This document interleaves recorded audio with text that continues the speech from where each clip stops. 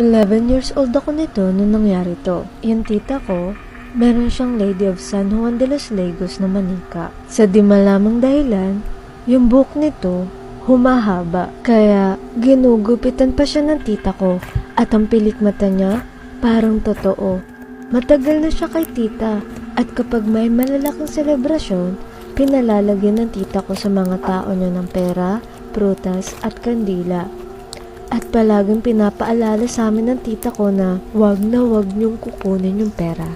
Dahil kapag kinuha nyo, susunugin niya yung mga kamay nyo.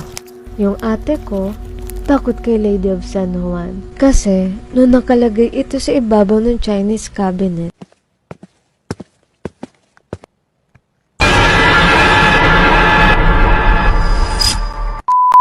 isang araw, yung ate ko, gusto niyang bumili ng mais. Pero wala siyang pera nun, kaya kinuha niya yung pera kay Lady of San Juan. At kinagabihan, nakaramdam yung ate ko na para bang sinusunog ang kanyang kamay. Sa takot niya, sinabi niya kay tita ang ginawa niya. Sinabihan ito ni tita na ibalik mo yung perang ninakaw mo sa kanya. At humingi ka ng patawad. Ginawa yun ni ate.